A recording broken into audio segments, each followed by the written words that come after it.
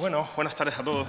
Yo soy Javier Almela, el coordinador de comunicación del curso, el que me comunico a través de correo electrónico, sobre todo con vosotros, y os cuento un poquito de estos temas. Y bueno, después de esta visión clínica que nos ha dado la doctora González Soriano, vamos a abrir ahora un poco esa dimensión social, ¿no? Y lo vamos a hacer de la mano del cine.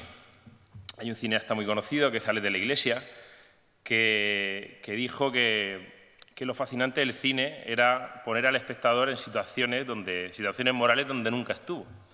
Y es un poco lo que queremos hacer con esta película. Esta película, que se llama Lo mejor de mí, es de Roser Aguilar, es una cineasta catalana y es su ópera prima, la hizo en el 2007. Y bueno, es una forma muy interesante de saber lo que siente, lo que pasa por la cabeza de una persona que se plantea el donar un órgano. Lo que vamos a ver aquí es una de las millones de historias que puede pasar en este proceso, ¿no? de donar un órgano en vida. A Roser la queríamos invitar, o sea, la invitamos para que viniera y nos contara un poco la experiencia con la película, por qué decidió coger la donación de órganos y hacer esta película tan fantástica. Es una de mis favoritas. No pudo ser, pero nos ha mandado un saludo. De nuevo Lo mejor de mí, me hace mucha ilusión que esta película todavía esté viva, pero es eso, las películas se hacen y luego tienen su camino. Y bueno, muchas gracias por programar de nuevo Lo mejor de mí, me hace mucha ilusión que esta película todavía esté viva, pero es eso, las películas se hacen y luego tienen su camino. Y bueno, lo siento porque no he podido venir a Murcia hoy, porque bueno, estoy en Madrid con temas profesionales que ahora mismo me tienen un poco cautivada aquí, pero bien. Y bueno, os quería contar básicamente el origen de la película, que creo que es lo que os puede interesar y que Javier muy amablemente me comentó, ¿no? A ver, Lo mejor de mí parte de dos pilares temáticos que a mí me interesaban mucho, que era, por un lado, quería contar una persona, una chica joven, inocente y muy ilusionada y voluntariosa, que está muy enamorada y que tiene una visión muy idealizada del amor y de la pareja, y cómo este momento en que ella descubre cosas y se le desmonta el mito. Y luego, por otro lado, quería contar la vivencia o cómo es alguien que está en el hospital acompañando a un enfermo. Cómo se vive eso, ¿no? Cómo es esos silencios, esas horas de compañía, esa información que te da el médico y que tú no puedes contar. Bueno, pues el punto de vista del acompañante y no tanto del protagonista de la enfermedad, ¿no? Entonces estaba buscando cómo podía unir los dos temas y bueno, vi una entrevista en TV3 que entrevistaban al doctor García Valdecasas, el jefe de trasplante de donación viva, de donantes vivos, perdón, de hígado, trasplante hepático en el Hospital Clínico de Barcelona. Y nada, y él lo contó y me pareció maravilloso, porque claro, pensaba, ¿qué acto de amor hay más grande que alguien se ponga en riesgo su propia vida, se quite una parte de un órgano suyo vital y lo entrega a la persona que quiere? Que puede ser lógicamente un familiar, pero también puede ser la pareja o puede ser... claro, me pareció maravilloso como metáfora y como hecho, ¿no? Es decir, cómo la ciencia avanza tanto que permite esto y que todo luego pues se resuelva más o menos bien. Y claro, me permitía unir los dos temas, ¿no?, que os comentaba. Entonces lo que hice fue investigar primero si había alguna película sobre el tema. Me pareció que no existían, que sí que se habían hablado de trasplantes y tal, pero exactamente este planteamiento a mí no me constaba. Entonces me puse en contacto intenté acceder al hospital clínico, al doctor García Valdecasas, y la verdad es que me fue muy sencillo. Bueno, estas cosas que a veces pasan, que el no ya lo tienes y que las cosas fluyen y funcionan, ¿no? Y sí, el doctor enseguida me dijo que le interesaba que si yo contaba esto lo contara bien, que no deformara cosas y no dijera mentiras ni cosas poco precisas, y así lo hicimos. Empecé a visitarlo, grababa nuestras charlas. Yo, a la que tenía dudas, que por ejemplo estaba haciendo la estructura del guión y veía que necesitaba un giro, un impedimento, un obstáculo para que, por ejemplo, pues el padre no pudiera donar, ¿no? pues bueno, salió el tema de la diabetes, cómo cuento que corre prisa la donación, que hay que poner bajo presión a nuestra protagonista para que decida si donar o no. Pues claro, salió el tema de la encefalopatía, ¿no? De cómo va agravando la situación del hígado y por tanto el bienestar del paciente va empeorando. Bueno, una serie de cosas que, como siempre pasa, la documentación enriquece muchísimo las historias y en este caso pues me dio posibilidades para estructurar mejor el guión. Y la verdad es que fue una experiencia muy rica, conocimos donantes vivos, vi que también evidentemente hay muchos matices y pueden pasar muchas cosas, pero claro, las películas al final eliges un camino, lo que tienes que hacer es coherente, que sea verídico, verosímil y que funcione, ¿no? Y bueno, y a pesar de que era una película de una directora novel, con una actriz que en ese momento no conocía a nadie y sobre hospitales, pues tuvimos la suerte de que la historia conectó y bueno, ya está hoy, ¿no? Todavía estamos viendo lo mejor de mí en pantallas. Bueno, para cualquier cosa ya sabéis dónde estoy. Muchas gracias de nuevo, un abrazo y que vaya muy bien el curso. Bueno, pues lo que pretendemos es que a través de esta película abramos un debate, después vamos a tener una mesa redonda con otros protagonistas también fantásticos. Y bueno, la película nos va a servir un poco de pie para que conozcáis bien pues esa dimensión social que hay alrededor de los trasplantes. Aprovecho para hablaros un poquito más de las actividades que tenéis que hacer en casa, porque también van de ver cine. Una de las películas que tenéis que analizar es esta que vais a ver ahora y otras 3 más que os mandaré para que la veáis. Tenéis todo el curso, lo que queda del curso, para verlas y disfrutarlas. De verdad que a través del cine se conocen muchos matices y muchos detalles de lo que puede sentir una persona. Y vosotros, que la mayoría sois clínicos, pues es imprescindible que sepáis quién tenéis delante. Aparte de un enfermo, tenéis una persona. Y bueno, no está mal conocer las diferentes formas, ¿no?, en las que se puede presentar la donación. Vamos a poner la película. Lo primero que quiero hacer es disculpar la ausencia de Pablo Ramírez, el coordinador de trasplantes, que estaba puesto en el programa, que estaría con nosotros hoy en esta charla de amigos, lo vamos a llamar así. Pero bueno, le ha sido imposible venir. Antes os he pedido que, por favor, le diéramos un aplauso a Roser Aguilar por esa película y me parece que es propio, pero lo va a ver después.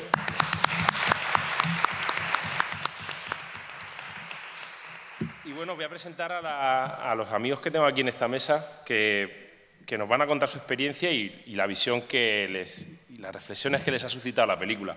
En primer lugar, tengo a Esther Alonso Carreño, que nos contará su experiencia de donación en vida, a Ludmila Ramírez Ramírez, que también hará lo mismo, a Eva Pérez Bench, que es la presidenta de la AFNET, la Federación Nacional de Enfermos Trasplantados Hepáticos, y que yo tengo que deciros, ya sé que os recomiendo que veáis muchas películas, pero es que esta la tenéis que ver. Hay una serie documental que ha hecho Televisión Española, que se llama El camino de un órgano. El viaje de un órgano, perdón. Y Eva fue el primer capítulo. Evidentemente todos podéis imaginar que habla de las experiencias que tiene pues los diferentes, habla de todo un poco, ¿no? Habla de todas las voces que hay en el trasplante, y ella fue la primera. Yo vi ese documental y os lo recomiendo que lo hagáis, está en TV a la carta, y os lo recomiendo encarecidamente que lo veáis. Ese y el resto no lo he visto, pero lo veré. Y bueno, tengo también a Mario Rollo Villanova, que es el coordinador médico de trasplante de la Resaca, y a mi última compañera, que ya la conocéis también, que es María José González Soriano. Y bueno, yo voy a hacer solamente de moderador. Lo primero que me gustaría es que nos contarais vuestra experiencia. Y luego ya empezaremos con las reflexiones con la película, pero primero quiero que ellos conozcan cuál ha sido vuestra experiencia con el trasplante. Si te parece, Eva, empiezas tú. Hola. Bueno, mi trasplante no es de vivo. O sea, yo fui trasplantada en el año 95 de hígado y, bueno, para empezar ya en ese año era un trasplante de cadáver de hígado, pues no había manera ni de que me lo plantearan, ¿no? Con lo cual no os puedo contar esa experiencia personalmente de lo que es plantearte que alguien que tú quieres encima haga ese acto por ti, ¿no? O sea, si ya cuando es de cadáver muchas veces piensas, ¿no?, que que por qué tiene que morir alguien para que tú vivas, aunque no es así, pero esa reflexión, hay un momento en que esa reflexión te la haces, aunque después sabes que no. Cuando es de vivo, pues yo no, bueno, pues supongo que tiene que ser mucho más complicado y mucho más difícil, ¿no? Sí lo sé porque, os lo que puedo decir es lo que he vivido, porque en el hígado el trasplante vivo sobre todo se hace en niños. Nuestros niños pequeñitos pues necesitan un trasplante. Hoy en día, gracias a Dios, no hay casi muerte infantil y cuando por desgracia muere un niño, casi siempre no puede ser donante porque fallece por unas condiciones que no puede ser donante. Con lo cual nuestros niños se ven abocados a que la única o casi la única posibilidad que tienen de seguir viviendo es que su papá o su mamá le dé un trocito del hígado, ¿no? Entonces sí he compartido con ellos esa angustia y para un padre, una madre que por supuesto dice que sí, es complicado, ¿no? Pero yo sí me gustaría, después de ver la película, sí me gustaría dejaros unas pequeñas pinceladas simplemente. Roser, cuando presenta la película, ha dicho algo que para mí es muy importante y que a veces yo creo que en esto se pasa, se olvida. El enfermo, que lo hace muy bien, tiene derecho a quejarse, a tener un mal día, a tener un buen día, a ir a favor de obra, a creerse que tiene más conocimientos médicos que la enfermera, a cuestionar lo que se le pone, sobre todo, como yo digo, los hepáticos, que se nos cambia el carácter, que somos muy difíciles de llevar, que nos llevamos muchísimos meses en los hospitales y muchas veces creemos que sabemos más. Pero se supone que todo está permitido, porque está esperando un trasplante, porque está mal, porque se está muriendo, porque sabe que cada día que pasa es un día del calendario que no va a volver a pasar. Con lo cual todo se le permite a ese enfermo, ¿vale? Ese día bueno y ese día malo, ese día que está insoportable, que está a borde. Pero ¿qué pasa con el acompañante? ¿Qué pasa con el familiar? Encima tiene que poner buena cara, encima tiene que intentar apoyar a esa persona, tiene que hacer de parapeto, de que no le lleguen mal las noticias. Entonces, en todo este proceso muchas veces yo digo que el gran olvidado es el familiar, porque todo el mundo se centra en el pobrecito del paciente, pero alguien se piensa qué está pasando, el que está sentado en el sillón de al lado, que puede pensar que la persona que más quiere se le está yendo día a día y que no puede hacer nada porque depende de una donación altruista y que encima a lo mejor los médicos le dicen otra cosa, pero que no debe de traspasárselo. Yo siempre digo que bueno, que alguien puede decir que yo he tenido muy mala suerte con todo lo que me ha pasado, ¿no? A nivel salud. Pero yo siempre he dicho que yo tuve la gran suerte de encontrarme en esta vida encontrándome con ángeles, ángeles con batas blancas, que me fueron ayudando a seguir para adelante. Pero me encontré con un ángel que fue mi pareja, que desde el primer momento dijo, aquí estoy yo, esto lo vamos a superar y vamos a tirar para adelante. Y mis campanillas siempre fueron mis campanillas y fue el que tiró la mayoría de las veces de mí, el que no permitió que tirara la toalla. En el Hospital Virgen de Rocío las puertas de las habitaciones son rojas y él se plantaba en la puerta roja y decía a los médicos, las malas noticias, a mí, de la puerta roja para adentro, todo es, esto va a salir bien, aquí vamos a tirar. Y no se le pasa una mala noticia, pero a los médicos, a mis amigos, a los familiares, porque él entendía que lo que había que enchuflar era energía positiva para tirar para adelante. Con lo cual, cuando ella dice que hace la reflexión, ¿no?, de cómo se vive esas soledades, del que está sentado al lado en el sillón, que se le están pasando 1000 cosas, pero que no sabe cómo decírselo al paciente, que encima tiene que sonreír cuando a lo mejor el médico o la enfermera hace 2 minutos te ha dicho que tiene una encefalopatía, que no sabe lo que está diciendo, pero que le sonrías y que siga para adelante, ¿no? Yo creo que al cuidador o al que está al lado se merece un respeto que a veces se nos olvida y que, aunque no sea el enfermo, lo pasa casi tan mal como el enfermo, ¿no? Eso por un lado. Por otro lado, deciros que de las películas que tenéis que ver, que creo que tú has dicho antes que las tienen que ver, para mí hay una particularmente que me gustaría que cuando la vierais os dierais cuenta de que el enfoque es totalmente distinto a esta, es Reparar a los vivos. La película Reparar a los vivos está centrada en el donante y para mí es de las películas en las que más demuestra la exquisitez del trato de los coordinadores de trasplante. Cómo un coordinador de trasplante, cómo esa enfermería cuida a ese donante, a pesar de ser un cadáver, como si fuera un paciente, cómo se trata, con qué cariño, cómo se respetan todo. Y da igual que no se esté trabajando para una vida, que muchas veces en el proceso de donación y trasplante parece que la carrera bonita es la del trasplante, ¿no? Que al final son los que ven la cara, el paciente, la alegría. Pero para mí también es muy importante destacar la labor que hace enfermería en esos quirófanos de donantes, que no están por la lucha de la vida, pero que se respeta exactamente igual como si fuera un paciente, porque para ellos es lo mismo, es alguien que está dando vida, ¿no? Entonces, cuando veáis esa película, que está enfocada en lo que es más en el proceso de donación, creo que es bastante importante. Y ya para terminar, contaros que en el proceso de un trasplante, alguien que está esperando, todo lo que se ha mostrado de esa persona en esa cama está bien reflejado, ¿no? Pero os puedo asegurar que las horas son eternas, que te planteas muchas cosas, que la espera es terrible, que sabes que cada día que pasa a lo mejor puede ser el último, que en este caso ella le ponía fotos, ¿no?, en una pista de atletismo, ¿no?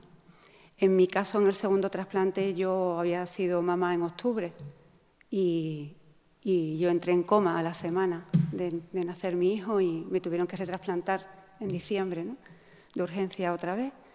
Y en mi caso eran fotos de un bebé, ¿no?, en una pared, ¿no?, de la UCI, donde cada día se me iba trayendo una foto de ese bebé, de cómo iba creciendo y cómo iba superando sus propias limitaciones que tenía al ver nacer. Y es muy complicado salir adelante. Y vosotros que sois enfermeras, ¿no?, o enfermeros, perdón, no sabéis lo importante que sois en esa pieza, lo importante que es un día una sonrisa o simplemente que te cojan una mano. No cura, o cura igual una buena cura de una herida o de un drenaje a como que te miren con cariño o que venga alguien y te cuente que si está lloviendo o si sale el sol o que te diga mañana seguro que será un día, mañana a lo mejor sales de la UCI, mañana a lo mejor viene el médico con una analítica estupenda.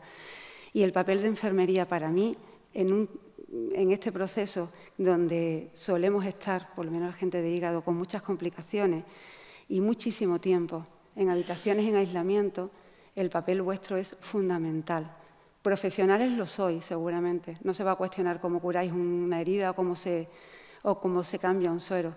Pero simplemente pensar que al final os convertís en la ventana del exterior, de quien da alegría, quien cuenta noticias.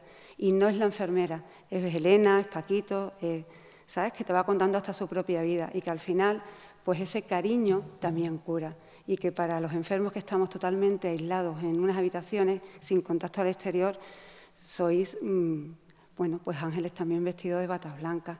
Y yo os animo que si cuando terminéis de aquí os metéis en el proceso de donación de trasplante.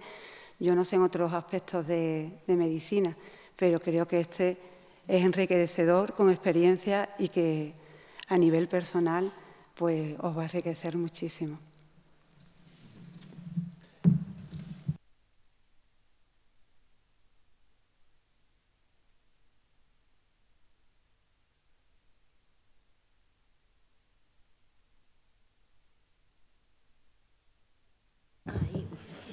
Buenas noches, yo soy la madre de un chico de 29 años que no fumaba, todo era gimnasio, casa, o sea, que no había la posibilidad de pensar de que se enfermara y de repente una revisión del médico al trabajo le dicen, usted está grave, y dice, no, ¿por qué? Y dice, váyase por urgencias que está muy grave y a mí me llaman a mi trabajo y me dicen, su hijo está en la UCI, y yo, ¿qué ha pasado? Y me dicen, los riñones le funcionan al 30%. Y yo, pero, ¿cómo? No se sabe. ¿Qué voy a dar gracias a España? Porque como ven, soy extranjera. Y si fuera en Colombia, sería esto, la vida de mi hijo. Entonces, doy gracias estar acá. Eso por un lado, por los médicos, por como ella dice, los enfermeros, todo, mil gracias. ¿Qué me sueño yo con decir 1000 veces? tengo una discoteca y yo le decía a ellos, todos los días encuentro a alguien a quien decirle, si puede ser donante, hágalo, que no afecta en nada. Pero nada es nada, mi vida es normal. De pronto haberme engordado es lo único que me ha afectado. De resto, mi vida es totalmente normal. Y de yo ver a mi hijo feliz y vivo y bien, y ahora soy abuela de una niña de él, pues mayor felicidad. Pero lo único que yo quiero hacer de pronto, que sí quisiera que la gente se concientizara un poco, es de cada año hacerse un análisis, no porque esté joven, no porque se lleva una vida sana y no porque se crea que está muy bien alimentado, muy bien, no. Porque eso pasó en mi casa y si se hace un análisis al año, nos hubiéramos enterado de que de pronto pasaba. Entonces, por lo menos, eso sí quisiera yo decir, 1 al año. Ustedes que están tan jóvenes, no crea que detrás hay algo. Entonces, y feliz, me siento muy feliz de ver a mi hijo bien y que no me ha afectado en absolutamente nada. No tengo más que decirle, de pronto... ¿Cómo es la relación con él antes y después de...? No, yo soy muy cariñosa. No, muy bien, me da risa porque a veces me dice, me has dado un riñón muy viejo, y le digo yo, pero bueno, ahí está. De resto, muy bien, y de hecho, yo lo veo ahora, él ahora está súper bien, pero es una persona que es muy activa, entonces a mí eso me mantiene de pronto con nervios, porque le digo yo, cuidado, no haga esto, porque ya vive uno como con... A mí la más mínima enfermedad en mi casa, al médico, un análisis, ya eso para mí fue algo, pero de resto muy bien. Lo que ella decía de las enfermeras, me da risa porque lo viví yo, porque lo que ella dice, una sonrisa es muy linda. Mi hijo se me voló 2 veces del hospital y me llegaba a mi casa a las 6 de la tarde. Digo, ¿yo qué hace con la bata? Digo, ¿qué hace? Y dice, ay, está de turno la que es muy amargada. Pues yo, por Dios, no me hagas sufrir. Pero entonces es eso, de pronto el ser una sonrisa tan siquiera ayuda a que esa persona, porque lo viví yo, se los decía a ellos, no hay nada más duro que yo estar haciendo de comer aquí y mi hijo detrás diciéndome, mamá, no puedo más, mamá, yo me quiero morir ya, no puedo, y yo tener que tragarme y no llorar y decir que llegamos, que espere, que llegamos. Y no es tan fácil decir soy donante, lo que yo les decía, decir no, es que soy donante y mañana lo operan. No, el esperar un análisis salió bien, hay que esperar 20 días, otro análisis salió bien, y uno, Dios mío, que llegue ya, que ya es que no da tiempo, porque cada día se echaba más, cada día lo veía más amarillo, tremendo. Pero aquí estamos y a Dios gracias, muy bien todo. Entonces no afecta en nada. Así que... Hola,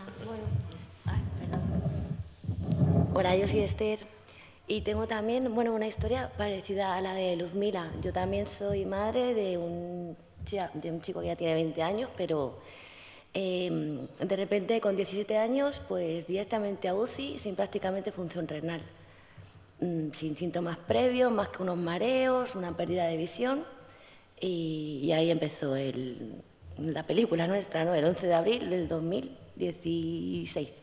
Ahí empezó. Entonces, quizás de nuestra historia, con lo que yo me quedo, que es lo que a nosotros más nos ha ayudado, ha sido la información, siempre la información. Yo recuerdo todavía la primera vez que a mí los médicos me dijeron lo que le pasaba a mi hijo, cómo había perdido 13 de 18 glomérulos, ¿no? Creo que tenemos, ¿vale? Y me hablaban de diálisis, me hablaban de trasplante, me hablaban de enfermedad autoinmune. Os juro que yo en ese momento no sabía de qué me estaban hablando, pero ni idea. Me hablaban de tensiones, yo no sabía ni lo que era una tensión normal, ¿no?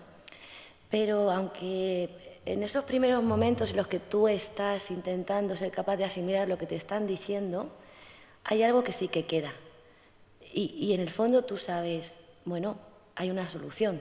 No sé todavía en qué consiste la diálisis, ni la hemodiálisis, ni la peritoneal, ni un trasplante que es, pero ya está ahí. Entonces, a la persona que tiene que tirar, que en eso estoy de acuerdo con ellos, que muchas veces es el cuidador, el saber que tienes una meta, eso es lo que te hace ser capaz de empujar la puerta de la UCI y entrar con una sonrisa. Eso es lo que mantiene. Entonces, yo eso es lo que más agradecida estoy.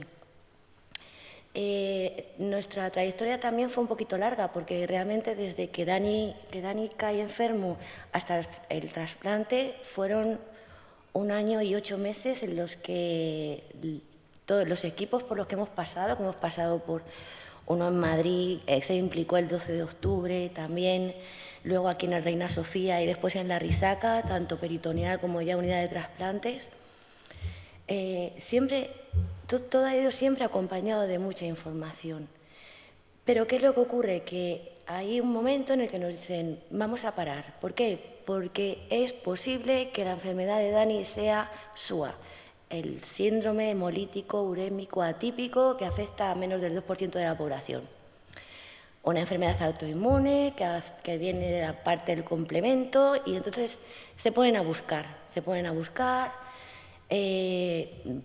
muchas analíticas genéticas que tardan mucho, y entonces prueban con un medicamento que creo que ahora hay uno que es más caro todavía, pero antes tenía el honor de ser el más caro del mundo, que es el eculizumab, ¿vale? Entonces este medicamento parece ser que es capaz de recuperar función renal en determinados casos cuando el daño viene del complemento. Bueno, esto lo sabréis ya vosotros mejor que yo.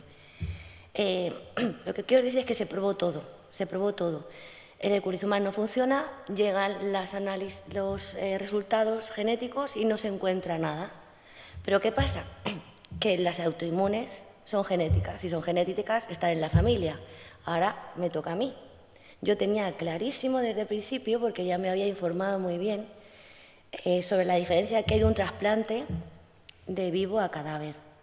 Entonces, entre la información que había obtenido de los médicos y la información que había podido obtener yo dije, bueno, pues ya que vamos a asegurarnos la mayor viabilidad posible, ¿no? A diferencia de lo que hemos visto en la película, que bueno, no sé si quieres lo comentamos luego, ¿no?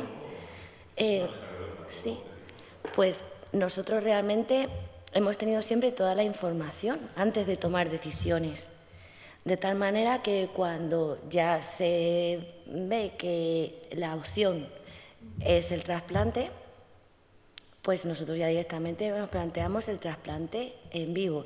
Es verdad que hay un momento en el que yo pregunté por esto de lo del riñón viejo, que yo dije, pero vamos a ver, pues como parece que lo mejor siempre es lo joven, ¿no? Pues yo pregunté, bueno, ¿no será mejor opción un trasplante cadáver? Puede que, bueno, no es que lo desees, ¿no? Pero bueno, que haya un donante más joven que yo, que sea mejor para mi hijo, ¿no? Nada, los especialistas ya me aclararon que no es así, que por compatibilidad y además hay menos riesgo de rechazo, y sobre todo que estadísticamente duran mucho más los trasplantes de vivo que de cadáver. Entonces, una vez que tú ya tienes toda esa información, tratas con un equipo médico que te trata, o sea, quiero decir, que te mira la cara, no como el de la película, que te atiende, que te da toda la información, y además es que esperan por si se te ocurre alguna duda. Entonces, tú ya estás en familia, tú estás acompañado y ya confías. Entonces, una vez que confías, pues es que no tienes... Que sí, que te puede dar miedo entrar al quirófano, por supuesto. Yo no me he operado nunca de nada, voluntariamente, bueno, menos en este caso, ¿no? Y claro que impone la idea de entrar a un quirófano. Incluso yo recuerdo que yo pensaba que si ya es fuerte para una madre que su hijo entre en un quirófano, pues imaginaos cuando sois los dos, ¿no? Los que tenéis que entrar, ¿no? Que estás como, no sabes si temes, o sea, el miedo lo tienes que controlar por ti y por él, ¿no? Es una situación curiosa. Después, ¿qué pasa?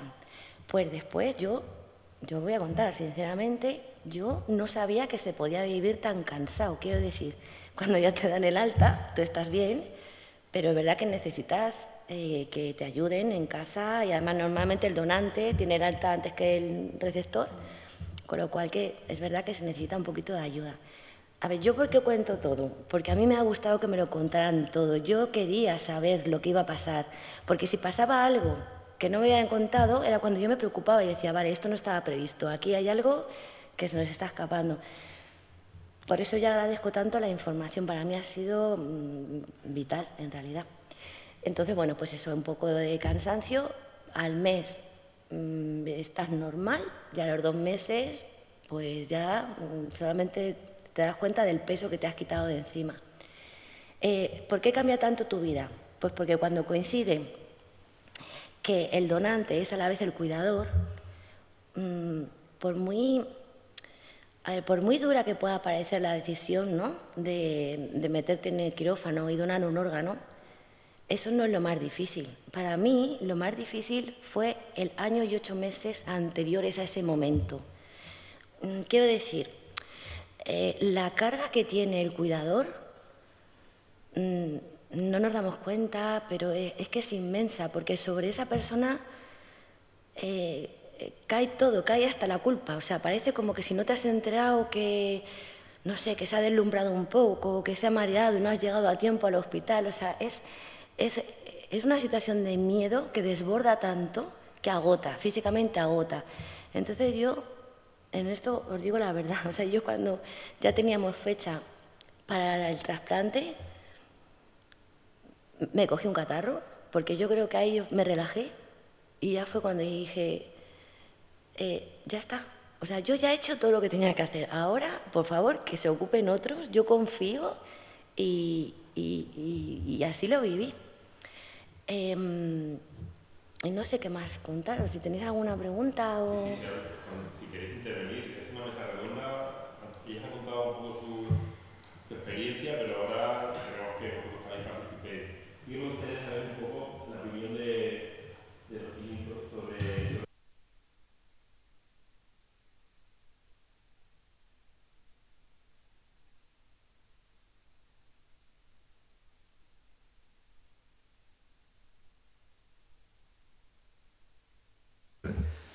Vale.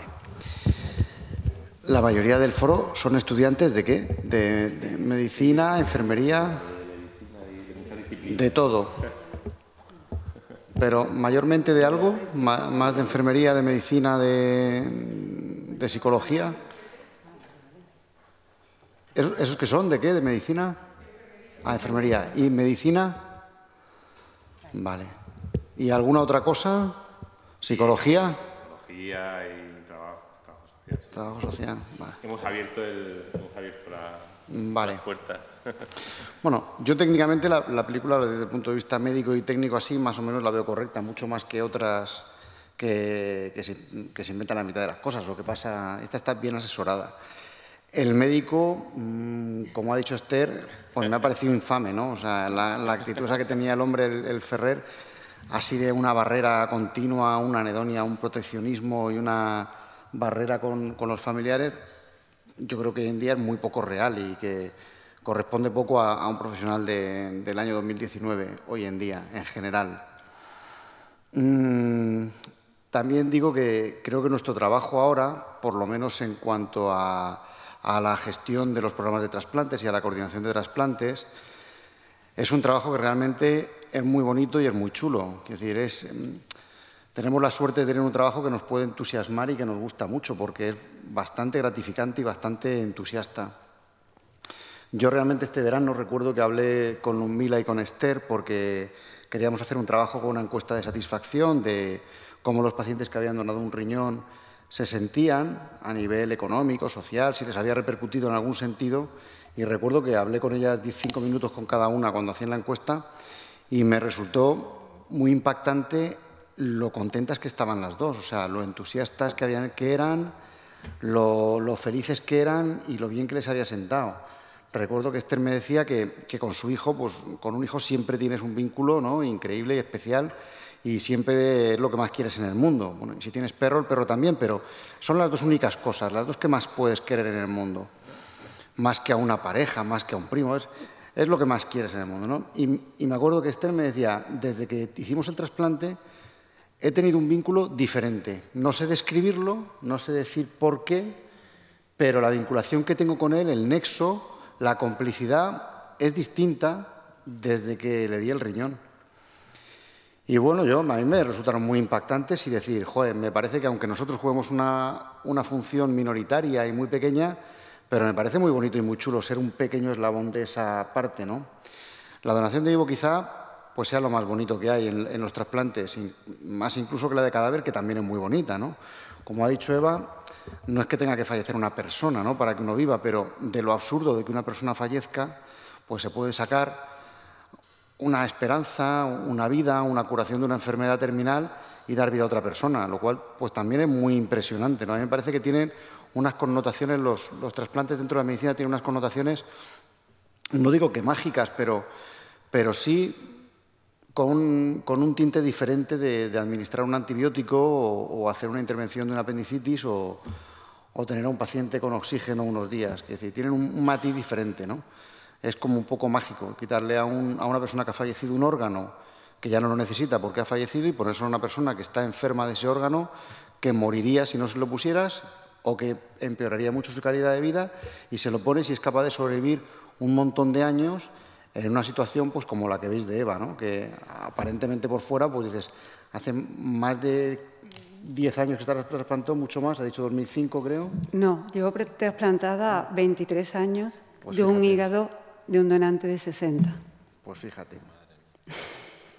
Y ves así externamente cómo está y dices tú, madre mía, o sea, qué bien, ¿no? Que probablemente pues no estaría aquí desde hace un montón de años, ¿no? Hace 23 años criando malva en San Fernando, en el cementerio de Sevilla, clarísimo, pero vamos, clarísimo. Lo tenía clarísimo, me costó en el año 95, que lo que ella ha dicho es clave, la información, en el año 95, o sea, cuando vas a los institutos a dar charlas que te invitan a donación, te dicen, ¿y por qué no llegaste a casa y metiste en el ordenador? No, perdona, que no existía Internet. Y te dicen, ¿cómo? No, Internet no existía, que móvil no existía, que a mí el hospital me dio un busca de aquellos de las guardias que tenías para estar localizada. No, información cero. O sea, yo lo único que me enteré es por unos amigos que habían terminado medicina, que estaban haciendo la residencia. Además, yo siempre digo que yo vengo del norte de África, que lo adoro, Andalucía, pero que en aquel entonces era el norte de África. Entonces te decían los trasplantes, algo, totalmente, ciencia ficción, Estados Unidos, bueno, Barcelona, Madrid, trasplante de hígado, están haciendo algo, pero vamos, en Sevilla, o sea, totalmente consciente de que desde mayo del 95, que entré con una hemorragia masiva que superé por horas, a que, bueno, lo que me dijeron, los polvorones no te los comes. Entonces, para mí cada día que pasaba era un día menos, clarísimo, totalmente. Pues, no sé, no me acuerdo lo que iba a deciros. Bueno, eso nada, que es impresionante ver cómo están, ¿no? Y que nuestro trabajo, pues realmente a mí me parece que es muy bonito, ¿no? Ahí está mi compañera Conchi, que también trabaja en la coordinación y que muchas veces lo comentamos, ¿no? Que tenemos la suerte de trabajar pues en una cosa que es muy fácil trabajar, ¿no? Y que es fácil ser entusiasta porque es muy bonito. Yo, deciros también en la línea de lo del doctor Ferrer, que los profesionales sanitarios tenemos 2 o 3 enfermedades muy comunes que hoy en día son menos prevalentes, pero que son muy comunes, y que una de ellas es el ser paternalistas, ¿no? Que a veces les pasa también a los familiares. Otra de ellas son las broncemias, que es muy frecuente en las enfermedades quirúrgicas también, en las especialidades quirúrgicas. Buscarlo esta noche en YouTube, buscar broncemia, que es muy interesante de ver lo que es, porque no lo conoceréis. Y buscar también el paternalismo, ¿no? Que es frecuente en los médicos y en los familiares. Yo discrepo un poquito, a lo mejor de lo que ha dicho Eva, de que la información mala hay que dársela al familiar y ocultársela un poco al paciente. Es decir, muchas veces a mí eso me pasa todos los días informando pacientes en la UBI, que cuando yo entro a una habitación a decir cómo va a estar o qué es lo que le pasa al paciente, la familia me empieza a hacer gestos para que no se entere y vámonos fuera y vamos a escondernos. Y tú dices, bueno, legalmente la información solo se puede dar al paciente, solo se le puede dar al paciente. A la familia ha de autorizarlo explícitamente él. Es cierto que a lo mejor hay pacientes que no quieren saber en un momento dado toda la información y hay que explorar eso, hay que explorar si realmente la quieren saber o no. Pero tanto aquí, cuando al chico no le dicen nada en la película y se va el padre con el médico y luego la novia va detrás, que también al padre ya le vale no decir a la novia vente conmigo que vamos a hablar. Pero yo creo que primero hay que explorar a Tomás y decirle, Tomás, ya sabemos lo que te pasa y probablemente lo que hay que hacer. ¿Quieres que hablemos? Y si Tomás dice que no, entonces te vas con el padre y con la novia. Pero si Tomás dices que sí, entonces la conversación tiene que ir dirigida a Tomás. Es lo que dice la bioética, es lo que dice la ley y es lo que dice el buen hacer médico. Y es verdad que a lo mejor también hay que preguntarle, Tomás, ¿quieres que cuando tú y yo hablemos, tu padre y tu novia se queden dentro? ¿O les decimos que salgan y luego hablas tú con ellos? Y muchas veces, tanto los familiares como los profesionales, tratamos de proteger al paciente, nos creemos que sabemos lo que es lo mejor para él, nos creemos que sabemos lo que quiere saber, nos creemos que somos los dueños de lo que hay que hacerle y que él no tiene capacidad de decisión y muchas veces somos paternalistas pretendiendo hacer un sobrecuidado que no es necesario, ¿eh? Y a mí, si no me paráis, de vez en cuando yo sigo la media. Por eso digo. Bueno, yo es que he hablado antes mucho. En primer lugar, quiero agradecer de verdad a esas dos madres porque de verdad que creo que dentro de la parte del donante de vivo participo del día a día con esas madres cuidadoras y que están ahí y que son mujeres luchadoras y que no tienen límites, porque lo que decían las dos de que los tiempos parece que corren, nosotros, claro, intentamos beneficiarlas, protegerlas. Ya lo he dicho antes, nuestra obligación es proteger a la donante, protegerla y en cualquier momento anteponer cualquier duda que nunca, en raras ocasiones, se surge, protegerlo y informarla. Entonces, son mujeres coraje. Bueno, ellas como madres y en general la donación de vivo es algo espectacular. Sí que es cierto que el espíritu paternalista que dice Mario, pues a veces ahí surge porque son muchas horas juntos, porque son muchas convivencias, porque tienes que dar explicaciones, porque las haces por separado y porque ves las dos partes, ¿no? Y porque sobre todo quieres que salga a toda costa bien, aún conociendo y sabiendo que a veces las cosas no son como pensamos. Y transmitir eso a la familia es muy difícil a veces, porque tú juegas al 100% y hay que ser positivo, pero también hay que saber que pueden ocurrir cosas y eso es quizás lo que peor llevamos todos, sobre todo en la donación de vivo. Entonces, la película a mí me ha gustado. Hay que pensar que era el 2007, han pasado mucho tiempo. El doctor Ferrer es muy quirúrgico, y creo que esa postura probablemente fuera así. Entonces, yo creo que Perdona que te interrumpa, sí. voy a romper una pequeña lanza en favor del doctor Ferrer. Yo creo que ahí la directora lo que quiere un poco es trasladar la responsabilidad al paciente, ¿no? A la chica que quiere donar, ¿no? El que sea tan seco, por decirlo de alguna forma, creo que a lo mejor lo que invita al espectador es a no te fijes tanto en la parte médica, fíjate más en la parte de la responsabilidad que tiene ella para tomar esa decisión, ¿no? El que sea, no te lo voy a almibarar, no te lo voy a adornar. Esto es así y tú tienes que tomar la decisión y tómala con conocimiento. Yo también creo que se no sé, tiene muy interpretación. Sí, bueno, eso está bien. No, pero yo me refiero a todo lo que es el trato que parece que va detrás del doctor Ferrer y del otro doctor, ¿no? Eso... Pero yo creo que es una situación que plasma lo que en el 2007 podía pasar, ¿eh? Que es diferente, estamos en el 2019. Y tú que lo has vivido, es diferente, es diferente. Son niveles de accesibilidad distintos, que gracias, que hemos mejorado. Que a veces también eso pero bueno, hemos mejorado. Y por lo demás, yo creo que está bien hecha, ¿eh? Y creo que ella lo hace muy bien. La que hace de cuidadora y donante lo hace muy bien. Porque, bueno, y él por supuesto, porque hacerse enfermo es difícil y lo hace. Pero bueno, sí nos hace pensar. Y el final, pues bueno, también nos hace pensar en por qué se dona, ¿eh? En esa decisión. Yo creo que es que te nace y que luego no tiene... no hay nada a cambio. La donación es totalmente altruista, es generosa. Y no por eso te tienes que sentir obligada a hacer algo que no sientes. Yo creo que aunque nos hubiera gustado todo un final un poco menos, pero yo quiero pensar que esa es la transmisión un poco de ese final. Sí, adelante.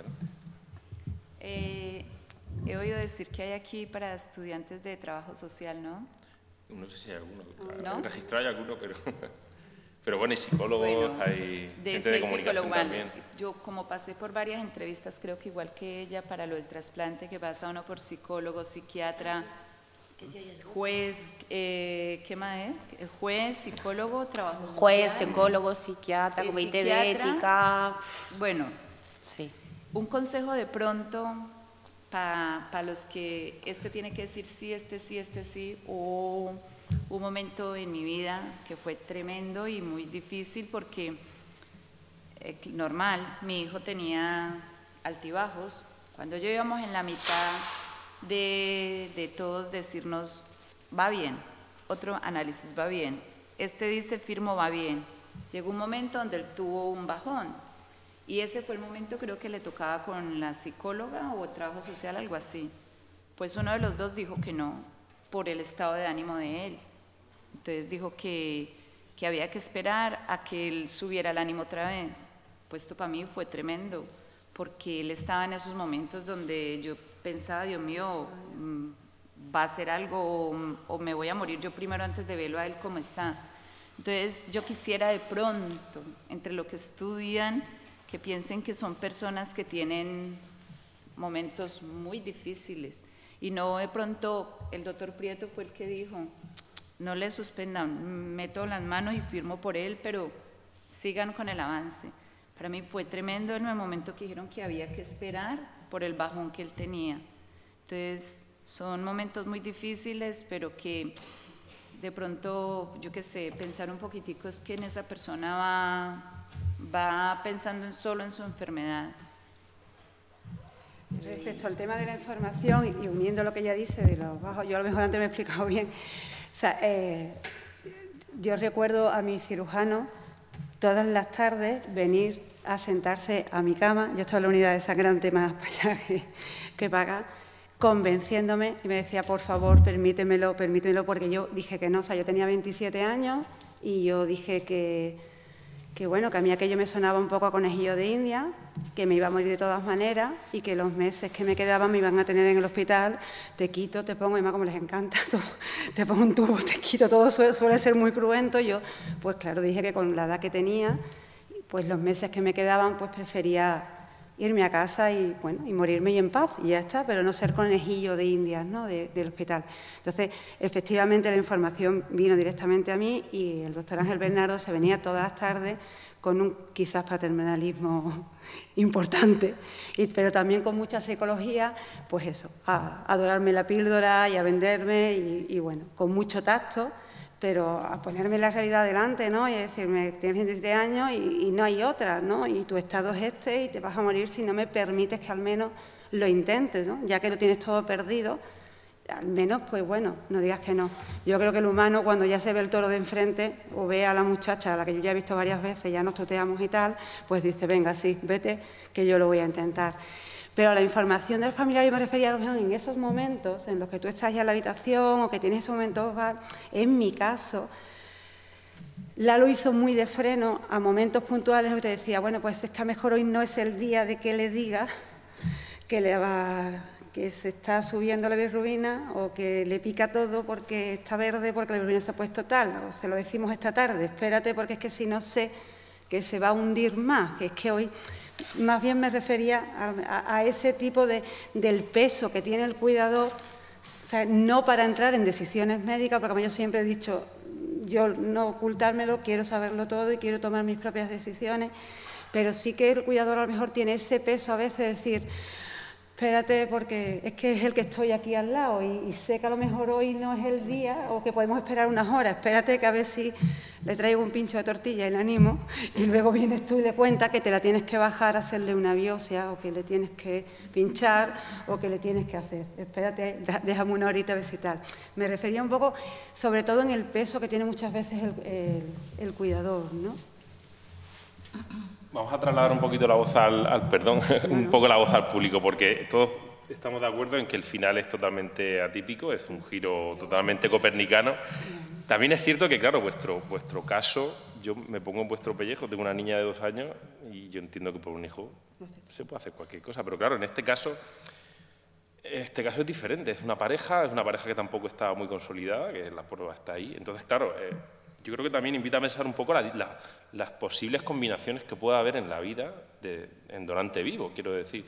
En vuestro caso yo creo que puede ser el más bonito, ¿no? El más hermoso, ¿no? El poder decir, le doy a mi hijo una segunda oportunidad, claro. Pero yo no sé si a ella le pasó igual. A mí muchos de los médicos que tenía ahí pasando, no sé si habrá alguna madre que lo ha hecho, que diga en el momento que lo va a hacer no, porque a mí me decían, es que usted puede decir no. Pero eso digo yo, no. Pasaba otro, o sea, a los 20 días o un mes, así, psicólogos, que usted puede decir no, digo yo, no, es que no. Digo yo, ¿será que hay alguna madre que llega al momento donde al final dice no? No sé. En el caso de las madres y los hijos, yo es que creo que todo el mundo lo entiende. Y la norma es lo que dices tú, ¿no? La norma es que no genera sospecha a nadie y que nadie se ve coaccionado. Pero quizá hay otros escenarios que sí que los hemos vivido y sí que existen, de que haya 5 hermanos de 40 o 45 años y uno de ellos entra en insuficiencia renal y el equipo le plantea, vamos a hacer las pruebas a ver cuál de los otros 4 es más compatible. Y en principio a lo mejor todos hacen las pruebas un poco a ver qué pasa y tal, y de repente le toca a uno que realmente no tiene el convencimiento pleno de que quiera donar un riñón, no está del todo convencido a sí mismo, pero los demás le felicitan cuando salen las pruebas. Paco, qué suerte has tenido que quieres el más compatible. Y entonces a lo mejor Paco en ese momento no se atreve a decir, joder, es que lo quiero pensar, porque los demás le han dicho, enhorabuena, Paco. Y él dice, claro, ¿cómo voy a decir eso? Voy a quedar fatal. Entonces se va viendo abocado a abocado y le hacen un escáner, de pronto le hacen una biopsia, de pronto le hacen no sé qué, y en un momento dado dices, que no tengo claro al 100% que quiera.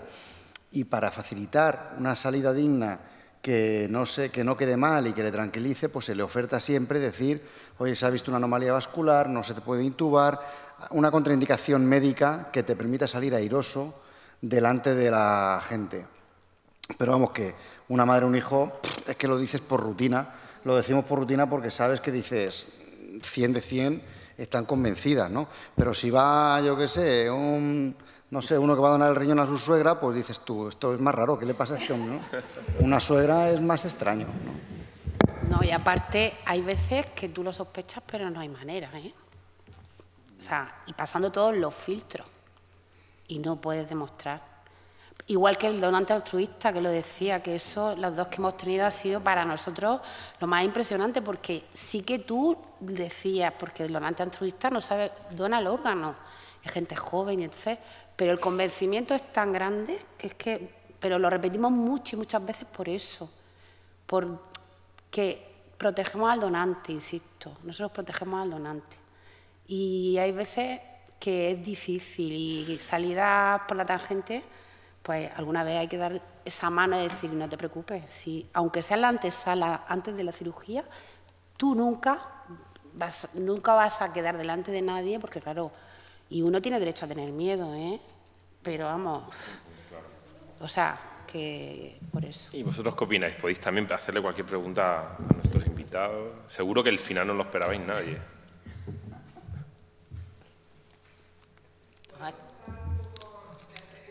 Que tenemos sobre la donación en vida no relacionada. No he entendido lo que decía. La donación en vida no relacionada. Sí, bueno, igual que la... A ver, hay dos tipos de donación. Para que se conozca un poco también. Está los donantes emparentados y los donantes no emparentados. Cualquiera, o sea, nosotros tenemos de todos los tipos de pareja, es decir, gente que son familia o hermanos, familiar. Generalmente son madres más donantes que padres, pero también hay padres, ¿eh? Y luego están los no emparentados. O sea, no emparentados, que puede ser mujer-hombre. Generalmente también yo creo que el índice es mayor en mujeres hacia hombres, pero bueno, yo creo que por la frecuencia. Amigos, o sea, que no hay ningún problema porque se hacen los mismos estudios, es decir, si hay compatibilidad inmunológica, pues se puede empezar a hacer el proceso de estudio de posible donante. O sea, que no tiene necesariamente por qué ser familiar. Pensar que en un trasplante de cadáver el donante no tiene ningún rasgo familiar y tiene, en cambio, una inmunidad a veces parecida al que recibe. Pues esto pasa igual. Lo que pasa que, claro, una madre y un hijo, pues la mitad de esa genética normalmente suele suele heredarla de la madre, con lo cual hay más parecido, el órgano va a mejorar, su funcionalidad va a ser mejor. Y entre hermanos hay veces que son idénticos los órganos. Sería como la mejor donación. Pero nuestra experiencia es muy buena, ¿eh? En los no emparentados es pues similar a los emparentados. ¿Qué os ha parecido el momento en el que los padres se conocen y el padre entusiasmado, el padre del chico que recibía el órgano y la postura de los padres de ella? No sé si os ha llamado la atención esa secuencia, pero a mí me ha parecido impresionante el gesto de los padres, como diciendo, no me he enterado de nada, pero esto no me parece nada bien. No me parece bien. Pasa que como hay un momento que dice que es diabético, que justifica... No, me refiero a la de los padres de ella. La de los padres, sí. No, la de los padres de ella cuando se dan cuenta de lo que está haciendo su hija y... Sí, porque es que pasa que, no sé, cuando presenta, comenta que... Claro, porque hay un momento, es que no me acuerdo dónde, que el padre manifiesta que es que diabético, él no puede, pero se lo y no dice puede a ser ella, el porque es diabético. Porque yo me refiero al momento, en el momento en el que se conocen los padres de ella y el padre de él, ¿no? Ese momento de... Claro, pero para ellos... Frío... Claro. Para los... Sí, claro, pero es una, no sé... Para los padres es un desconocido el otro, ¿no? Y Claro. a su hija se va a lesionar Claro, para favorecerle a él y ellos quieren proteger a la hija y entonces pues, la actitud es también mala. un poco ¿no? distante, ¿no? No podemos impedírselo porque ella puede hacer lo que quiera, pero no nos hace gracia, ¿no? Y tú eres parte de la cosa que no nos hace gracia, parte del problema, ¿no? Eres el padre de Bueno, al final susodicho. yo creo que sacan el innato poder de protección a su Claro, hijo, claro. a su hija en este caso, ¿no? Esos padres, es decir, no podemos negarnos a lo que... Podemos estar incluso orgullosos de lo que está haciendo nuestra hija, pero se está autolesionando. Y ellos lo entienden así, o sea, el sentimiento de padre de protección a su hija es... De todas maneras, ella también se lo expresa como de una manera... O sea, final. pero la imagen cuando le dice, me tenéis que ayudar, que están... La actitud de los padres es la misma, Sí, ¿no? sí. Un poco me vado de... Me lo estás contando, pero no... ¿Sabes? Como un poco... Creo que falta de comunicación entre ellos ya de base. Sí, o de de resignación a que, bueno, que están con ella, pero que les pilla y... Me fuera de llevo un juego. poco también a preguntarles a ellas cómo han vivido vuestros familiares ese momento, no sé. No es igual que en la película, ¿no? Pero entiendo que... No, yo estaba pensando, bueno, a ver, en mi caso, supongo que en el tuyo tampoco, quiero decir, es madre e hijo, todo el mundo da por hecho que está todo bien. Que mi madre y mi familia lo vivieron con preocupación, pues, hombre, estaban que se morían ahí en la espera, ¿no? Pero es lo normal. Yo, me ha llamado la atención, bueno, aparte del médico, que bueno, eso ya hemos hablado, porque no me ha gustado nada, cómo las dudas que a él le entran. Quiero decir, se habla del donante, se habla de tal, pero el receptor lleva una carga muy dura. Y yo, por ejemplo, eso sí que lo he experimentado con mi hijo. Yo sí que he visto en él ese peso de decir, pero un momento, o sea, yo soy el que está malo y ahora tú vas a perjudicar tu salud, incluso luego un aumento de la preocupación, porque después del trasplante lo que pasa es que, por ejemplo, mi hijo y yo cuando íbamos a la risaca normalmente yo iba adelante y el pobre iba unos pasitos detrás. Pero el efecto del trasplante invierte los papeles de tal manera que ellos se recuperan muy rápido y tú que estabas acostumbrada a estar muy bien, de repente como que te cuesta un poquito más, ¿no? Eso sí se ve bien en la película. Eso se ve, y es que es así, o sea, yo ahí me he visto reflejada. Y antes del trasplante hay una preocupación del receptor, pero después también. Después es como que hay un poco de protección y de cuidado, y eso a mí me parece que la película sí que lo ha hecho muy bien. A mí lo único de pronto fue... Yo salí, duré creo que día y medio en el hospital y él se quedó allí cada minuto. Mamá, ¿cómo está? Mamá, ¿cómo va? Mamá, ¿cómo va? Mamá, veo que estoy muy bien. Yo es que, sinceramente, yo lo único fue de pronto las heriditas y esto. Pero de resto, en nada. Mi vida fue totalmente normal. ¿Y el resto familiares, todo? Normal, todo muy normal. Para mí, la vida mía fue como si hubiera entrado... Porque de hecho estábamos mi hija y yo compatibles con él.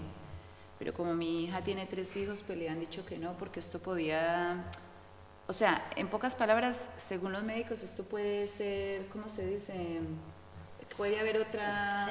No, a ver, lo que pasa es que siempre hablamos un poco de entre el que era más joven y luego que ella podía no poder donarle, me imagino que le diríamos eso. No, éramos las dos, pero que ellos decían que como ella más tenía compatibilidades y que podía de pronto uno de ellos... Claro, algún hijo necesita... Claro, te imagínate Sí, que uno de exacto. sus hijos necesita, pues entonces nosotros esa pregunta se la hacen, por ejemplo, cuando eres donante os decíamos, es que si tienes un accidente y pierdes el riñón, te quedas sin riñón. O sea, Claro, poner entonces- la situación más extrema para que así la donante decida de una manera libre con los casos, con lo peor que usted, No, yo entre desde comillas. desde el primer momento dije que yo, ¿vale? Pero de todas maneras, lo que ella dice es muy cierto. Ellos se meten... Una vez yo llego y entro a mi casa y salgo de mi trabajo y entro y lo veo llorando y le digo yo a mi nuera, le digo yo, ¿qué pasa? ¿Está mal? ¿Está muy mal? ¿Qué es lo que pasa? Y me dice, no, lleva desde ayer llorando que de pronto usted se muere. Y le digo yo, ¿qué me va a morir si yo...?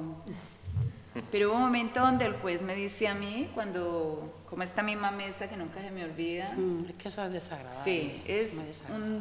para mí es un trago muy amargo cuando se firme aquí, pero usted está segura de lo que va a hacer, usted corre peligro, esto y lo otro.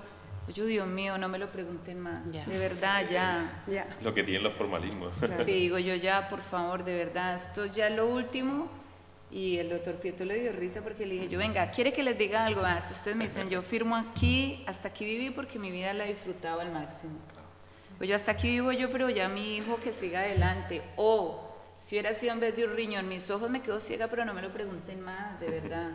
Entonces son momentos que yo hoy por hoy digo, Dios mío, no debía haber contestado eso, pero era un momento de Claro. nerviosismo que ya uno dice, es que no llega, es que ya lo veía tan demasiado mal que uno dice, ya los nervios lo cogen a uno. Pero el resto, se los digo, hágalo en el día que lo necesiten, no lo piensen que no afectan nada. Si no participáis os pongo 2 películas más.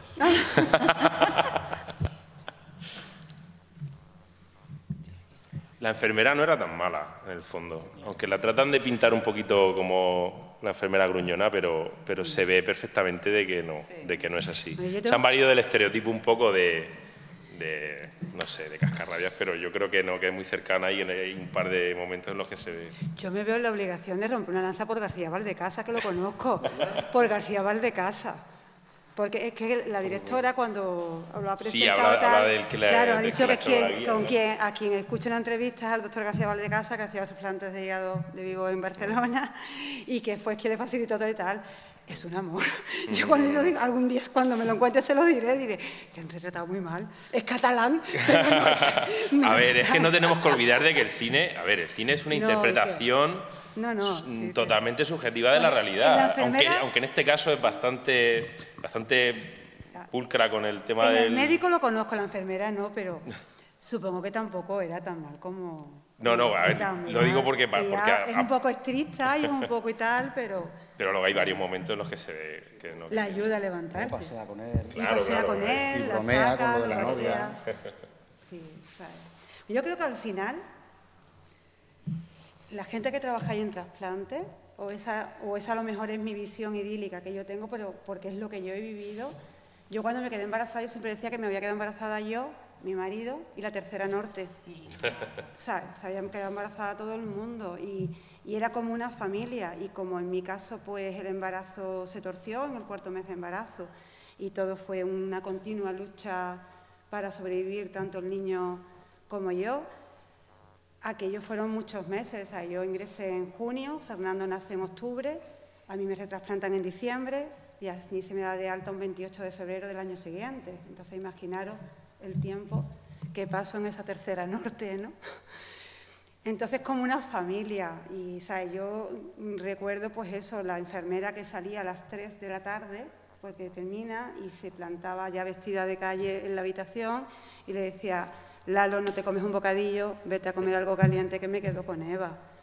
¿Sabes? Entonces, esos detalles más allá de tu turno. Porque yo creo que al final, con tantas vivencias, más allá en esa raya, ¿no?, de la lucha y tal, yo creo que tenéis un sello especial.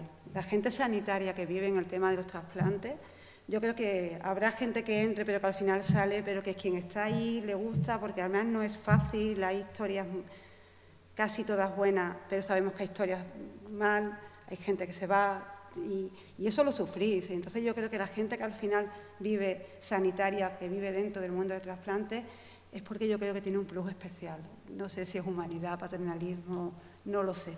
Pero yo creo que tenéis un plus especial. A mí me parece de verdad que es sencillo porque es tan gratificante que te devuelve cualquier experiencia con crecer. Entonces, me parece pero también que de tenéis verdad experiencias malas y duras.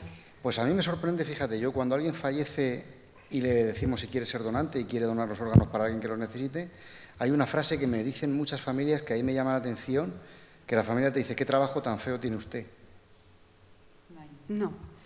Y yo me quedo callado por no hacer la contra en ese momento y tal, y digo, pero vamos, realmente digo, y no lo veo así. No lo veo normalmente así, es decir, la persona ha fallecido ya y, bueno, incluso a veces otra persona ya le ha adelantado la noticia de la muerte y tú solo vas a decir que después de fallecido, quizá duro sea más la palabra, feo, pero me acuerdo que a mí sí. me llama la atención que un par de veces al año te dicen, con cariño y con afecto y de buen rollo, pero te dicen, ¿qué trabajo tan feo tiene usted? Y yo siempre me quedo callado sin saber qué decir, pero digo, yo no lo veo feo, o sea, me parece súper bonito eso, lo que tú dices, el llamar por teléfono al receptor que está en su casa sabiendo que le quedan días, que tal, y que recibe la llamada y se pone nervioso, y ¿pero dónde tengo que ir? A la tercera centro, ¿vale? ¿Y dónde hay que ir? A la tercera centro. Y me parece bonito y verle llegar y verle el posoperatorio y cuando se despierta y ha salido todo bien y el miedo. No sé, me parece que es muy bonito y que realmente la parte fea, que es que ha fallecido antes una persona, es antes de que se empiece todo el proceso. Es previa y la gente fallece y es inevitable, pero... Muchas gracias por eso que has dicho, pero es que es verdad, somos paternalistas. A ver, él como coordinador, pero el equipo de trasplante que lleva el mantenimiento y seguimiento, si es que es imposible que no te vincules, porque hay muchas historias. Entonces, la enfermería es especial. Yo creo que los que trabajamos no somos especiales, pero es que al final es parte de tu vida. Lo que pasa es que a veces te pones también, sí, tienes que, porque si no, pero es que son mucho tiempo juntos y mucho tiempo que conlleva, pues eso, el conocimiento de una familia, con lo cual, pues yo creo que sí que no es que sean especiales, es como una familia, se hace una familia. Le voy a preguntar a alguien, ¿tenemos a alguien de psicología por aquí? Me interesa muchísimo saber el giro del final. ¿Lo ves como algo normal, su cambio de actitud, Lo siento, tenía que buscar una víctima como fuera. Hola. No, yo creo que es más cansancio de la chica, el cansancio de la chica tanto físico como mental, el que hace que ella cambie tanto la manera de pensar. Pero sí que le quería preguntar a la madre del chico trasplantado, la segunda, es que no leo bien el nombre. A Ludmila. Si el trabajo del psicólogo fue solamente una vez. O sea, cuando acudieron a ver a su hijo, si fue solo una vez. No, creo que son 2 veces. La primera, cuando ella dice que no, entonces hay que esperar un tiempo, pero él ya estaba muy mal. El doctor Prieto ha dicho, no, vuelva y háganselo, y si eso yo firmo, pero él va a cirugía porque yo me derrumbé. Para mí fue tremendo porque dije yo, vamos a ver, ya va demasiado y todo ha salido bien, ¿no? Perdón la expresión, pero digo yo, vamos a ver, soy yo la vieja y voy para adelante y mi hijo, y entonces digo yo, vamos a ver, todo ha salido bien. Ya, ¿por qué me van a decir que no? Entonces fue un momento donde el doctor Prieto dijo, háganlo, que yo me hago responsable, pero no lo tiren para atrás, porque yo le decía a él es una persona, de mis 3 hijos, es el más alegre de mi casa, la persona que, lejos de imaginarnos que podría pasar algo, pero era un momento donde él llegaba, podría estar muy bien, pero hay un medicamento hubo un momento, eso sí le iba yo a decir, hubo un momento donde le mandaron unas pastillas de esto para los nervios, ¿no? A ver, normalmente se hace una valoración psiquiátrica y psicológica, ¿vale? Que tiene que determinar que las 2 personas están de acuerdo y no hay coacción. A él lo que le pasó es que, lógicamente, como estaba pasando por una fase de estrés, pues la valoración psicológica que se hace con test, o sea, se pasa, pues era como que no estaba en sus plenas condiciones mejores y querían descartar una reacción reactiva o que hubiera algo debajo. Por eso se intentó frenar, que bueno, lo que pasa que bueno, sí que lo que ella dice que es cierto, que a veces estos filtros pues son muy angustiosos, pero en su caso estaba muy claro, pero hay otros casos en los cuales no está tan claro y tienes que dar un tiempo. Sí, es que, o sea, lo he visto un poco raro porque en un proceso tan largo como es este tipo de problemas, hay días malos y supongo que también serán días malos y de continuo, incluso semanas. Entonces, considero que igual es mejor un seguimiento del trabajo del psicólogo, o sea, el psicólogo ver tanto al acompañante como al paciente durante un tiempo y no solo una vez, como había entendido que había sido su caso. No, porque además tú piensas que todo este proceso, que es largo, pero normalmente a lo mejor 3 o 4 meses está hecho. Sí, que no es tan largo y a veces, fíjate, se hace antes de empezar, de tener la indicación quirúrgica y entonces se vuelve a revisar.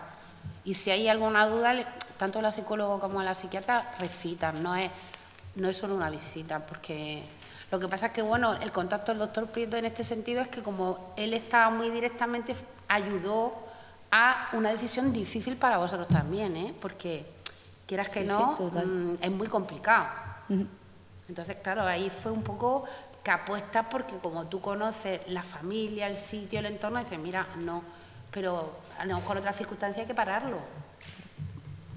De todas maneras, sí es verdad, y ahora me pongo en el sitio de la reivindicación de las asociaciones de pacientes, que sí es verdad que nosotros reivindicamos la necesidad de que quizás dentro de los equipos de trasplante existiera un psicólogo desde el previo, tanto al paciente como al acompañante, no nos olvidemos por favor el familiar, pero no después del trasplante, sino de antes, ¿sabes? Nosotros tenemos 23 asociaciones repartidas por nivel nacional y la gran mayoría tienen sus propios psicólogos, porque por estructura, por lo que sea, porque los hospitales tienen muchas carencias, no se puede llegar a todo, ahí no vamos a entrar.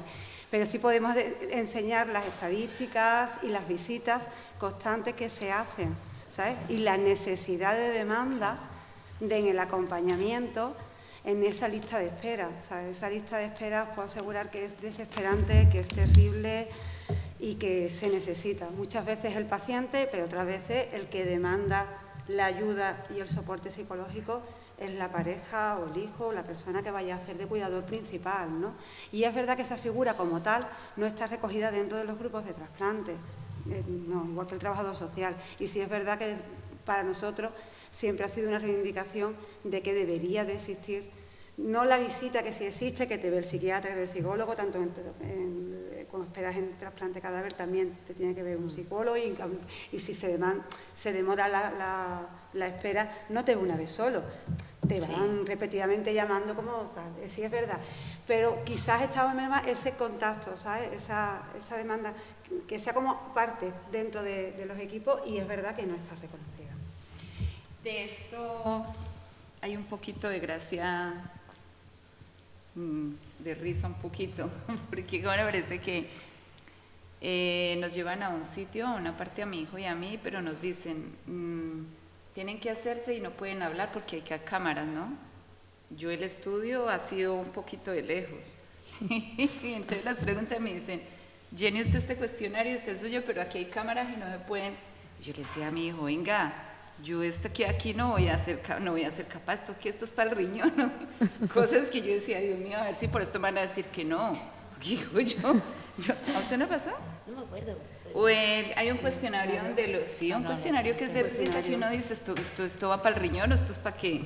Entonces me decían, no pueden hablar porque hay cámaras, y yo le decía a mi hijo, pues hasta aquí llegamos justillo, porque esto yo no sé nada de esto, es que mamá no me hable, mamá, digo yo, pero ¿qué quieres? Si no entiendo esto, a esto no sé qué va. Yo decía, fue algo que yo decía, esto va a entrar entre digan que sí o que no, digo yo, lo tenemos claro que no pasamos. Fíjate, ¿por qué? No entiendo. Tú aprobaste. Pues, con nota, sí. Pero te dijeron la nota. La nota, ¿no? Sí, la aprobaste con nota. Eso es tremendo, digo yo. Pero bueno, es verdad que es un proceso que es muy complejo globalmente y que luego exige pues, que los pacientes también pasan por un filtro del trabajador social para que vea que viven en unas condiciones de higiene y de capacidad social para tomar el tratamiento, para mantener una limpieza mínima y tal. El psicólogo y el psiquiatra van muy encaminados a ver que no hay una psicopatología subyacente, que no se vaya a tomar el tratamiento luego, o que no vaya a seguir las instrucciones, o que no vaya a hacer revisiones, que no tiene una enfermedad importante. Y luego todos los filtros que comentaba María José, empezando por los clínicos, el juez, el tal. Es verdad que es muy reiterativo y que agotan, pero son para intentar que no ocurra nada y que lo vean 20 ojos en vez de 2. Y aún así puede ocurrir, ¿no? Si eres futbolista de no sé qué, pues te puede ocurrir algo que bajo sospecha, después de pasar 15 filtros, pues imagínate si solo pasaran 1. Sería más probable que algo ocurriera. Yo quería preguntarles a Ludmila y a Esther, solo con una palabra, sin explicarlo, solo diciendo una palabra, globalmente todo el proceso, ¿para quién creéis que es más difícil y más duro? ¿Para vosotras o para vuestros hijos? Yo para mí. ¿Y tú? Yo para... ¿Para? Para el hijo. O sea, yo creo que el proceso ha sido y es, no deja de ser un chaval joven trasplantado que siempre va a estar pensando hasta dónde va a llegar con su carga de medicamentos. Ellos son los... No, yo en el sentido de ver una persona que es que eso fue decirle, es algo muy extraño, o sea, no sé si es que una persona, lo que se decía, ocultarle la enfermedad a una persona o decírsela y esto. Era una persona que estaba sana, le dicen, vaya al hospital que le salió esto, ¿cómo se llama? La proteína baja, no sé. Proteinuria. Se va para el Quirón, lo dejan allí. Cuando a mí me llaman y pregunto, ¿pero qué ha pasado? Cuando voy allí y me dicen, no, es que los riñones le funcionan al 30%. Cuando esto lo dicen, de ahí para allá, fue empeorarse. Una persona que no tenía nada. Entonces, él fue empeorarse, pero para mí fue más duro, porque como yo veía una persona tan sana y yo he sido una persona muy fuerte, yo soy una persona que... Hoy por hoy lo digo, a mí me derrumba una enfermedad de mis hijos, de resto no hay poder humano que me derrumbe, el de arriba y no más. Pero esto para mí fue muy duro, porque yo sacaba fuerzas y para mí eso sí fue, yo le digo que eso no se lo deseo a nadie porque yo quería llorar pero no lo hacía. Entonces fue muy duro ese momento para mí, todo eso. Yo me refiero sobre todo, poniéndome en el lugar vuestro, que es muy difícil, pero... para mí sería relativamente, pienso, no me he visto en la tesitura y a lo mejor me equivoco, pero sería más fácil para mí darle un riñón a mi hija, que pienso que le hago un beneficio, o a mi hijo que le estoy haciendo un beneficio que está por encima del perjuicio mío, que para mi hijo aceptar un riñón mío que él pensaría que me está haciendo más un prejuicio a mí. O sea, está claro que el beneficio no me está haciendo, bueno, me lo está haciendo psicológico, pero a lo mejor él no lo valora de esa manera. Y pienso que sería más duro, o sea, de alguna manera... Vamos, me parece que tenéis muchísimo mérito, que sois muy valientes y me encanta oíros hablar, pero creo que es más fácil ser madre donante que hijo receptor. Sí, yo también. Que el hijo piensa, a mi madre le he causado un daño, o le he causado un...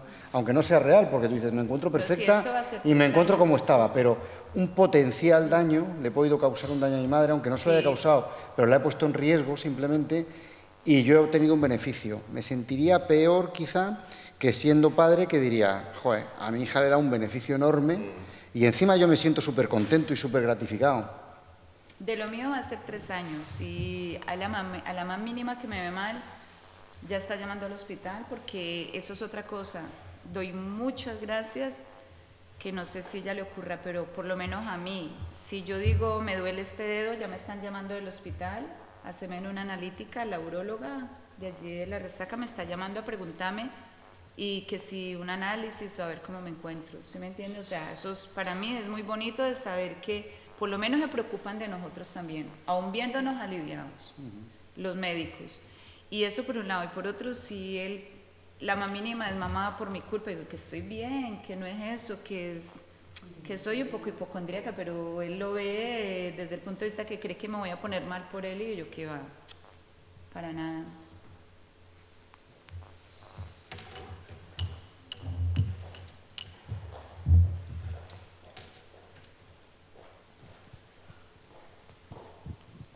Hola, Yo quería dar mi opinión sobre el tema que habéis comentado anteriormente en cuanto a la conspiración del silencio. Estoy de acuerdo con Eva porque pienso que cuando hay que decirle al paciente diagnóstico, pronóstico, en el caso de, hablo por propia experiencia, ¿vale?, de un familiar, en el caso de un paciente oncológico terminal, creo que hay que evaluar el momento en el que contarle tanto diagnóstico, pronóstico, porque te puedes acoger a un estado de necesidad terapéutica y no contárselo. Entonces, como ese tema lo he vivido tan de cerca y pienso que por parte del servicio médico, al comunicar malas noticias, creo que hay que evaluar un poco la situación, porque sí que es verdad que el paciente tiene su derecho a que le diga la verdad, pero creo que hay que, pues eso, que evaluar el momento, la situación, sí, porque lo mismo en vez de beneficiarle, pues le puedes perjudicar. Sí, aún así hay que hacerlo, aunque le puedas perjudicar. Yo creo que lo que hay que hacer en oncología es donde más estudiado está, porque es donde más se ha visto y donde hay más trabajos. Hay que explorar lo que el paciente quiere saber antes de decírselo. O sea, tú eres cruel si el día que llega a la consulta un tío que no sabe lo que le pasa, porque le han dicho que vaya, que él tiene tos, tú entras y dices, tienes un cáncer de pulmón, te morirás en 2 meses, no se va a poder hacer nada y la muerte va a ser horrible, porque vas a torcer sangre en la que te vas a ahogar. Pues eres una persona cruel. Pero si el paciente quiere saber la enfermedad, cómo va a transcurrir y cómo va a ser, has de decírselo aunque le hagas daño. Lo que tú has de hacer es explorar siempre cuánto quieres saber. Tú tienes que preguntarle y tienes que empezar la conversación tienes que tener habilidades de entrevista, tienes que saber comunicar y tienes que preguntarle, hola Manuela, aquí tiene usted una mancha. ¿Quiere que le diga un poco esto lo que hay que hacer y cómo es? Sí. Pues mire, probablemente hay que dar una medicación. ¿Usted quiere saber la medicación que es? Pues sí, es la quimioterapia, la conoce. ¿Quiere que le explique un poco tal? Sí. Hay que ir avanzando poco a poco, hay que graduarla y hay que ser honesto. Pero si el paciente lo quiere saber todo, hay que decirle todo. Aunque le hagas daño y aunque le hagas sufrir. Pero es su derecho legal, bioético y su autonomía. Y no podemos ocultar la información que él quiere saber para protegerle. Podemos ocultarle toda la información que queramos si él no la quiere saber, que es muy frecuente en las consultas de oncología, que llegue y le diga, tiene usted una mancha aquí, quiere que le digamos un poco tal, y dice, dígaselo a mi mujer, yo ya eso, hable con mi mujer y yo ya veo tal. Perfecto, ese paciente no estás obligado a informarle. Pero cuando el paciente quiere saber y es la familia la que te dice, no, a él no, espere que le saquemos, tú no puedes hacerlo. Tú has de consultarle a él, si él quiere quedarse, si él quiere saber y cuánto quiere saber. No has de precipitarte, no has de decirle noticias que él no quiera saber, pero no le puedes ocultar lo que él quiere saber nunca, aun a riesgo de hacerle daño, de hacerle mucho daño, pero eso lo tienes que decir, si él lo quiere saber. Y él es explícito y te dice, quiero exactamente qué pasos vamos a dar, qué me puede pasar, qué posibilidades tengo de sobrevivir, cuánto tiempo me queda, se lo tienes que decir todo. Otra cosa es que él no quiera. Quizás ese es el problema, el proceso de comunicar malas noticias. Sí. Porque por experiencia he dado con profesionales que no saben comunicar este tipo de temas. Sí. Entonces, pues quizás ese es el problema. Totalmente de acuerdo. Muchas veces ocurre, sí. Es cierto. Y hay gente cruel o con mal carácter o que no sabe comunicar y puede ocurrir una mala respuesta y un momento en el que además tú estás exquisitamente sensible y es muy delicado. Pero es cierto que también yo creo que la otra parte es mala, la del paciente que quiere saber y que la familia para protegerle le oculta. Eso no se puede hacer desde ningún punto de vista, aunque el paciente sufra. Lo que tampoco se puede es lo que te he dicho al principio, ser cruel. Y alguien que no sabes lo que quiere saber, ni cuánto ni cómo, tú el primer día soltarle el zambombazo. Te vas a morir fatal y en un mes, hombre, no. Espérate, dame un poco de cuello. Pero hay que explorarlo y tal. Yo suelo informar en la UBI. La UBI los pacientes están muy graves. Yo trabajo la mitad del tiempo en coordinación de trasplantes y la mitad en cuidados intensivos. Los pacientes están graves y están mal. Y es súper frecuente que la familia te intente que no informes al paciente. Vámonos fuera, que él no se entere y tal.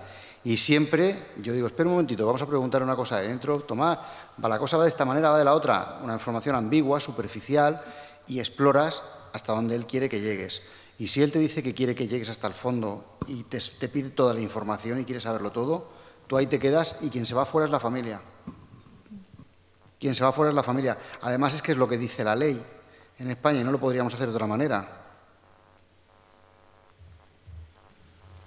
Bueno, yo no tengo ninguna pregunta, solo quería darle las gracias a Eva porque vi tu programa.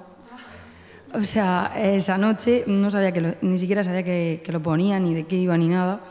Y cuando lo puse, salió tu historia y la vi entera.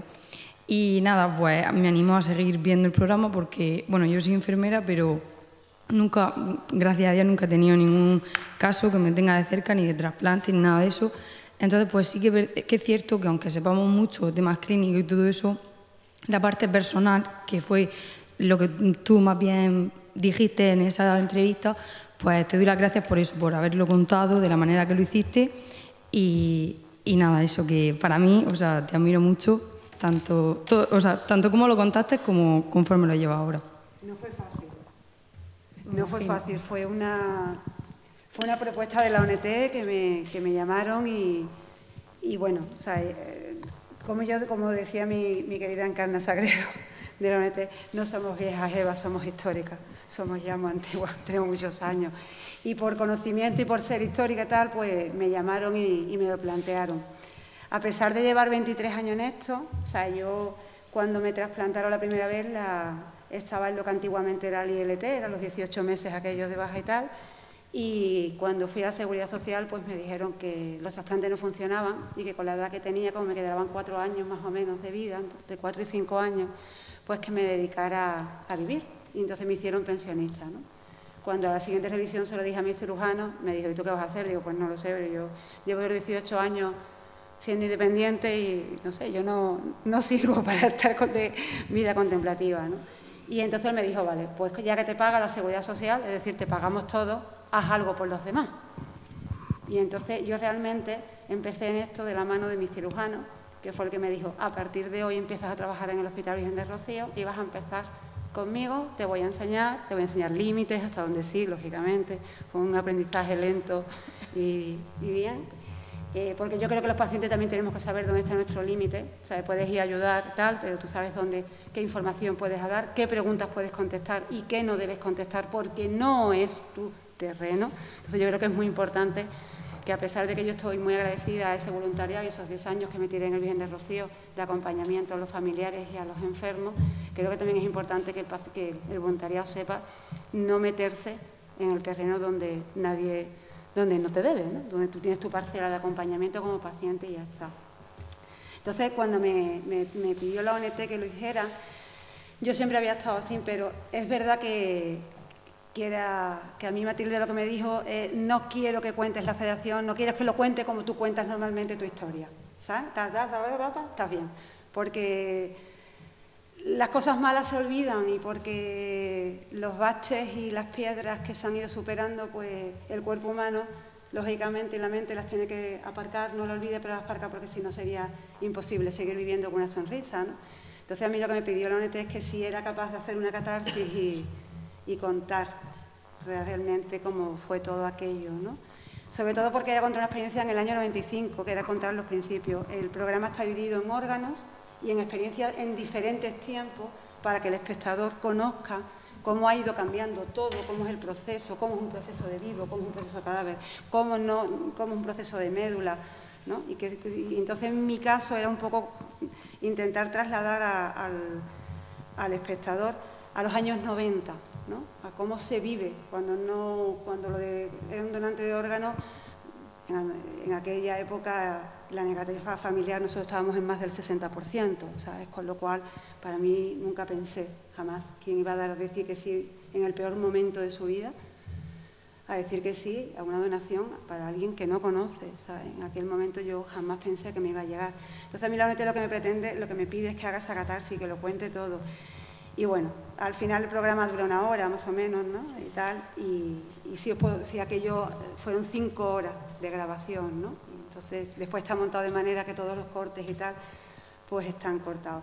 Y realmente fue muy complicado, pero creí que era el momento de por qué no, ¿sabes? De por qué no contarlo, por qué no decir que después de 23 años está aquí.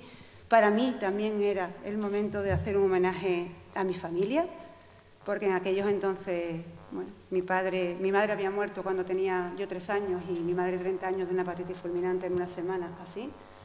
Con lo cual, en mi casa, mi padre era repetir otra vez un poco, ¿no?, la historia, y mi segunda mitad, que era mi hermano, pues llevaba 6 meses fallecido, ¿no? Entonces, pues para mí fue el momento de decir, pues vale, creo que es el momento de contar la historia, de hacer un homenaje a mi marido, a mis campanas, ¿no?, que han estado ahí, a mi familia que no está, y por qué no, pues también a los profesionales que me han hecho llegar hasta aquí, y por supuesto un reconocimiento a las familias de los donantes, que son los grandes héroes de toda esta historia. Ellos, sus hijos, estarán doblemente agradecidos a sus donantes, que son sus madres, que fíjate qué acto de amor más importante. Y yo siempre digo que tengo 2 familias que pueden ser cualquiera, que no las conozco, pero que gracias a esa primera familia en el año 95 me permitió vivir, me permitió quedarme embarazada, ser madre, y tengo una segunda familia que me ha hecho permitir, pues, ver a un hijo con 21 años estudiando 4º de Psicología y Criminología, y con una vida plena y fantástica, que espero que pueda seguir acompañándolo, y que si mi hijo algún día, porque en estos tiempos no lo sé, tiene hijos, imaginaros esa donación, ese momento tan terrible en el que esa familia fue generosa y solidaria, dijo que sí, hasta dónde va a llegar, ¿no? A darme la vida a mí, a darle la vida a mi hijo, y si Dios quiere, a sus hijos, ¿no? Con lo cual una donación, siempre digo, no puede, ¿por qué? A lo mejor no solamente salva 4 o 5 vidas, no se sabe, a lo mejor salva muchas más vidas. Y por eso simplemente lo hice. Fue muy complicado, pero te lo agradezco y bueno, gracias, que te gusta. De nada.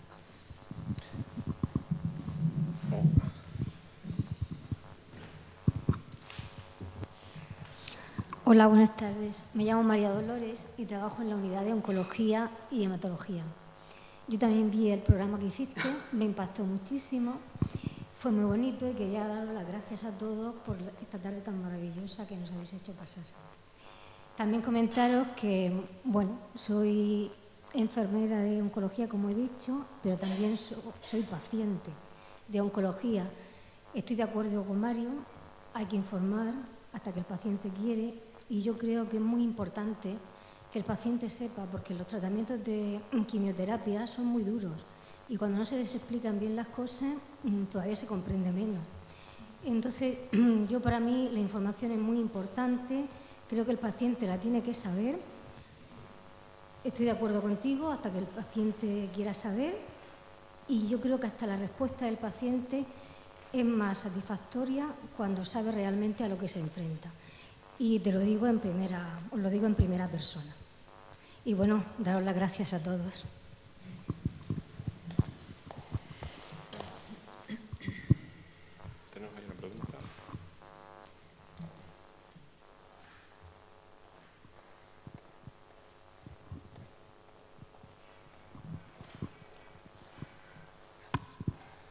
Buenas tardes. Bueno, yo os quería preguntar, en vuestra experiencia, desde un punto de vista médico y también humano, ¿cuál creéis que es la mejor manera de acompañar a un paciente, a una persona que se derrumba o que ve que lo ve todo negro? En esos momentos, ¿cuál es la mejor manera de acompañarlo, en vuestra experiencia? Qué difícil, ¿no? Cuando el paciente se derrumba. Cuando pierde la esperanza. Es complicado. O sea, yo tenía un médico intensivista de UCI que decía que él, te digo lo que él decía, que cuando los recibía, los entubaba y tal, y empezaba, era un poco lo dicho de explorar, ¿no? Y este médico decía que él lo que hacía, él intentaba, pues cuando el paciente empieza, bueno, a poder hablar y a relacionarse, como él sabía que en algún momento se podía tirar la toalla y que ese momento de debilidad podía, él lo que hacía previamente era intentar explorar a qué se agarra, ¿no? Y cuando llegaba ese momento, pues lo tenía Nosotros en ese momento con pacientes hemos hecho de todo, pues desde que en mi tierra es el más cofradiero del mundo y se le traía al capataz con el cuadro de la Virgen y tal, y decirle, si te pones bien, cuando llegue Semana Santa tú sales y tal, y eso pues le enchuflaba, pues a chicos jóvenes que quizás para mí en mi corta experiencia y por supuesto salvando totalmente las barreras, para mí lo más complicado es la gente joven, los adolescentes, que normalmente llegan al trasplante hepático por una hepatitis fulminante, ¿no? De aquello de estoy jugando al fútbol, me encuentro mal, me echo un rato, y lo siguiente es despertarlos en una UCI, ¿no? y contarles lo que ha pasado y ha tenido un trasplante, ¿no? Que ya eso de por vida, quieras o que no, le va a marcar, ¿no?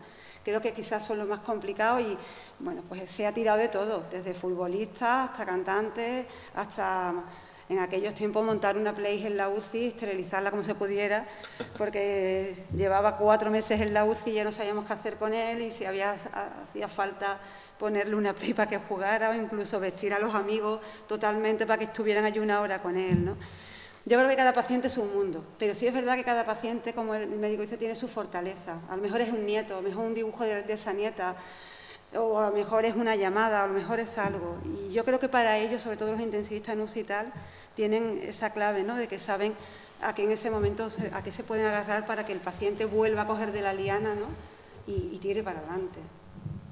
Ahora, un poquito, rozando un poco en ese sentido, ahora hay unos movimientos muy chulos que vienen que empezaron por Holanda hace 4 o 5 años y que ahora se han extendido y se hacen ya, incluso aquí en Murcia, hay gente que está muy vinculada, sobre todo en enfermería, de darle a los familiares que están en un estado muy mal o al final de la vida, o como tú dices, que se derrumban con una enfermedad que es muy pues cruel o terrible o difícil de llevar. Y se llama movimiento, no sé cómo se llama exactamente, si son últimas voluntades, no, últimas voluntades queda muy feo, últimos deseos o cumplir deseos o no sé qué, que tratan de llevar a los pacientes y darles un poco lo que necesiten en cada momento. Entonces, desde llevar un perro a la UCI, la ambulancia del deseo, ¿no? Que el movimiento nace de Holanda y tal, y ahora se hace incluso aquí en Murcia. O un paciente que dice que quiere ver la playa, ir con un respirador a cogerle a la UCI, con una traqueotomía y con el respirador llevarle a la playa a que ponga los pies en la arena. O, ya te digo, meter perros dentro de la UCI, alguien que diga, quiero mi perro y es lo que más quiero del mundo y lo quiero ver. Y cogerle y meterle envuelto en una manta, lo metes dentro, le toca, lo ve y tal, y sale. En la Risaca lo hemos hecho una vez, ha entrado un perro a la UCI. Y bueno, yo espero que se haga más, que es una cosa que es verdad que está bien. Y sacar al enfermo a que vea algo, que vea la luz, o que sacarlo al monte, o sacarlo al valle, o lo que sea, pues está muy chulo. No sé, no viene muy a lo mejor a colación a lo que tú decías, pero me parece que venía. Sí. Al final es... Pues yo quería decir una cosa sobre esto también, porque a mí me ha pasado. Cuando dices cuando se derrumba alguien, y es que no podemos permitir que las personas se derrumben. O sea, yo creo que a veces es necesario que alguien reviente, diga expresiones que aquí no puedo repetir, pero que me entendéis, y dejar que esa persona saque lo que tiene, porque yo creo que de las frases que más daño a mí me han hecho es lo de, venga, que tú eres fuerte. ¿Cómo? Es que si no soy fuerte, entonces no puedo. ¿Entendéis? Es como una carga de responsabilidad. Entonces yo creo que a veces... Por supuesto, lo que habéis planteado es genial, ¿no? Sacar a la persona, intentar sacarla de ahí, de donde está. Pero a veces los derrumbes hay que dejarlos también. A mí me ha parecido bueno, como terapia. Muy bien, pues voy a dar las gracias porque creo que ha sido un cineforum estupendo. Y bueno, creo que seguimos el martes de la semana que viene. Espero que la película les haya gustado, que pues nuestros invitados hayan sido de vuestro agrado y nada, hasta el martes que viene.